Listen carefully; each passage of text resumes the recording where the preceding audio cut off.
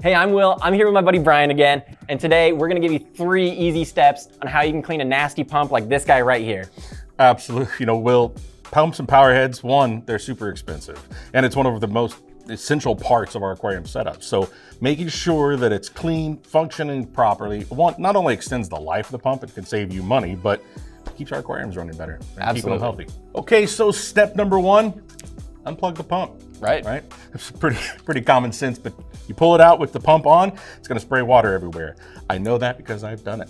So take it out of the aquarium, take it out slow. You wanna make sure you don't agitate and knock all that stuff off of it, but always make sure it's unplugged. Right, the point is to get all the stuff out of your tank. You don't wanna just spread it all out into your tank, so be careful with it, take it out slowly, put it into a new container, and then move on from there.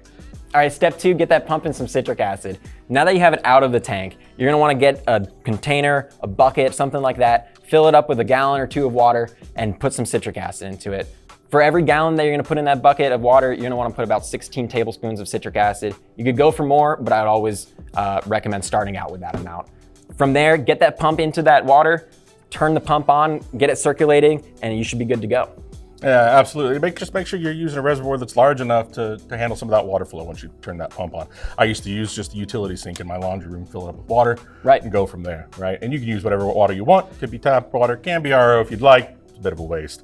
One note on citric acid versus vinegar. So, vinegar can work in a pinch, especially if you don't have any of this around and you need to do some cleaning, but citric acid is preferred. 2 reasons for that. One, it's a lot more gentle on things like rubber O-rings, rubber seals.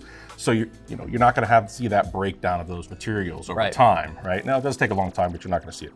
The other thing, citric acid is actually a reducing agent, so it can denature and break down proteins, and vinegar can't do that. So what you're gonna get is a better clean, because the citric acid can penetrate some of these cracks and crevices that vinegar just won't get to. Absolutely. Okay, so step number 3, scrub, rinse, and probably repeat. So you've got your pump in the citric acid solution. After you've let it soak for 20 to 30 minutes, pull that pump out, start scrubbing down. You wanna make sure you take it all apart, getting all those little cracks and crevices. Do not neglect to take that impeller out of there and scrub around that drive shaft. That's a big part of it. It's gonna slow your pump down big time. So give it a little bit of scrub. Will, while you're going at this thing, any tips? Yeah, absolutely. Personally, I find a nice stiff brush is gonna be ideal for a situation like this. Using something like a toothbrush just doesn't quite cut it most of the time. Bristles are too soft. Definitely. Right? A lot of times, yeah. Yep. I've used a lot, but yeah, they are soft. Yeah, and so the other thing I would say is don't go too hard at it. If it doesn't come off when the first soak, see there's some right here coming on, go ahead and soak it again. You can do another soak. It'll come off easier the second time. You don't need to go at it super hard. You don't need to take out a razor blade and start scraping it off. Sure. Go ahead and just soak it again.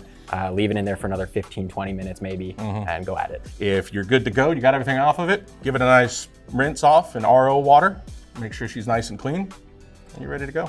All right, so this pump soaked for about 30 minutes. It's going for round 2 because it was super dirty, but we got a few tips for you if you're gonna put it back into your tank. Yeah, keep in mind, you get this pump nice and clean, especially if it's been a while since you've cleaned it off last, that pump's gonna work a lot better now. So it's gonna have a higher rate of flow. In case of a return pump, it could actually outpace your overflow, especially if it's been a while since you've done any maintenance. So make sure you keep your overflow nice and clean. Keep an eye on it for the first few minutes or hour or so after you put it back on. Definitely. Enjoy your extra flow.